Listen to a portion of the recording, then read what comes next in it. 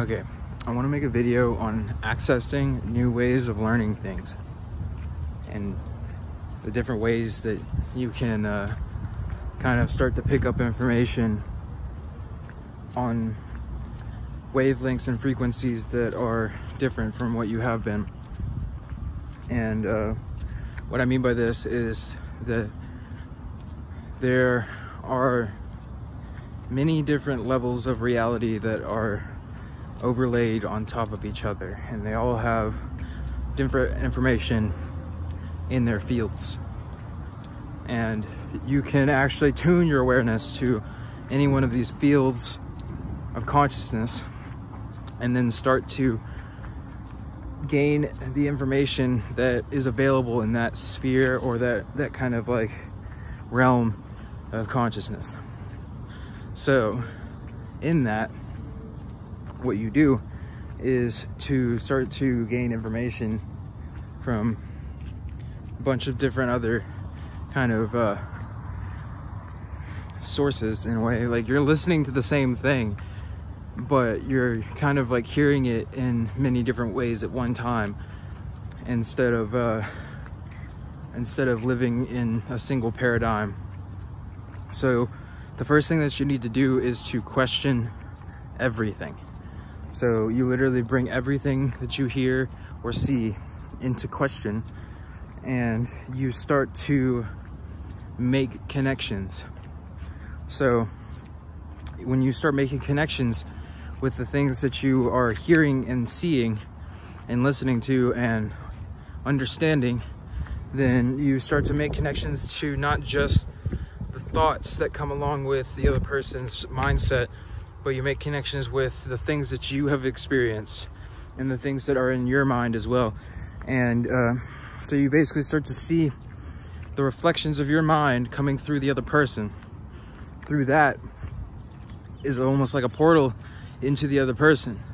So you then tap into the other person's frequency while they're speaking, and from that you can gain the information that is overlaid on top of the information that they're giving. So you have then an awareness of two different vibrations at one time, but instead of being locked onto one single one, you basically have information sent to you from multiple at the same time, and you interpret all of that information as one thing. And then you pick and choose whatever is the best information for you. Oh, I'm gonna go this way. Seems like there's people out here right now. But yeah, so you pick and choose what the best information is for you that you get from all the sources. And then, instead of just tuning your consciousness to another person, you can start to tune your consciousness to anything. So anything around you, when you tune into that thing, it has information to give you. No matter how kind of dead or lifeless it looks, it still has an Akashic record attached to it, because it is a part of the planet. And if it's a part of the planet, then that means that it has information that runs through it, or light that runs through it. And through that, you can gain information from that thing.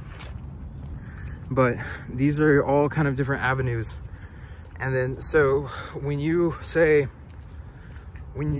are having an ego death, then what normally happens is that your association starts to bleed into your whole entire surroundings. So the thing that you associate as being you starts to kind of like meld into everything that's around you or near you. And through that, that's basically you expanding your auric field to the point where everybody around you encompasses that same auric field. So you start to feel all of the feelings of the people around you, and you start to see all of the kind of like connections that they have made and they are making, and you start to kind of like pick that up for yourself. And then if you are able to still have your mental faculties with you, then you can start to discern all of that information. Otherwise, it will be construed through whatever chakra you are expressing through. So in the midst of ego death, it could be anywhere from terrifying to extremely pleasant, depending on what chakra you are sitting in at the time. And if you're able to sit in the heart or higher, then you can use that kind of ego death situation for higher consciousness. We're accessing higher levels of consciousness. When I say higher levels of consciousness, I mean levels of consciousness where you can be tapped into multiple levels of consciousness at the same time. So the higher and lower is not an actually real thing. It's more like they're all kind of like overlaid on top of each other, and they're all part of the same thing. So there's no higher or lower when it comes down to dimensions. It's more of like they're all the same thing, you know? But a lot of people describe it as like layers of an onion, but I would think of it more of like it's like if an onion was infinitely dense and infinitely small, but instead of peeling layers of it, it's more of like they're all, it's it's all kind of interwoven into one onion, rather than it being layers that you have to unravel. So, because if you think about it as layers that you have to unravel, then you think of the different dimensions as being separate from each other. And you think that the layer that's on the outside can't ever touch the layer that's on the inside. But in reality, it doesn't work like that. It works more like a four-dimensional sphere or cube, where the outside layers can influence the inside layers just the same, and the inside layers can influence the outside layers. But the way that it kind of works is that in order for the inside layers to influence the outside layers, they have to become conscious that they are inside instead of outside, and then they have to consciously move themselves outside in order to be able to see inside. This is all in light language in a way, and it's going to be you know, if you get it, then you're going to get it, and if you don't, then you're not. How to pick up information in multiple different ways. You know, it's like there's more to this kind of whole thing than we've been shown, and there's more to this reality than we've kind of been led on to believe. And when you think that there's nothing left, there's actually everything left. And when you think that there's everything left, then you become free. Because then you realize that you don't really have to do anything, because there's always going to be everything left, and there's always going to be everything here, and nothing really ever changes the totality of what this is. It's all just kind of happening.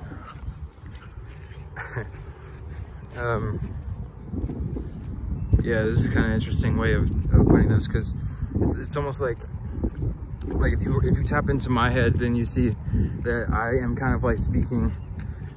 I'm trying to articulate some of the things that are happening in my brain, but a lot of it, or in my mind, brain, but like a lot of it kind of just it'll click for the people who understand, I guess. I don't know, I think I'm worried about it too much. Anyways, so going along, more ways that you can tap into information. Or I just got attacked by a okay, all right. Okay, so that was just kind of like a negative thought form, I guess. Anyways,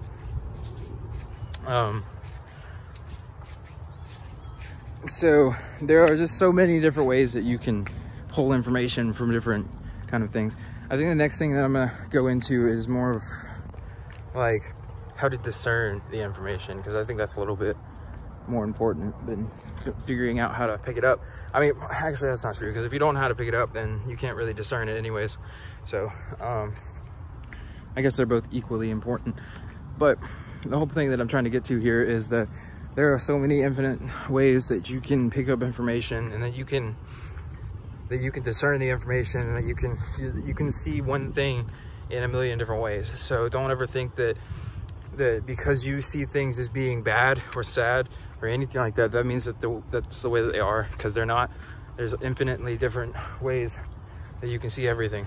So if you're seeing things as being negative, then there's infinite ways that you can make that positive, you know? So don't really think too far into it, but just once you stop thinking, then you start picking up everything else. That's another kind of tip for that, is that once you stop thinking, then you start to be able to feel instead of think. And then once you start to feel, then everything around you will start to kind of make its own sense. So I hope this helped anybody, and I hope that everybody has a good day. Bye. Well, we'll give it 3 seconds. All right, bye.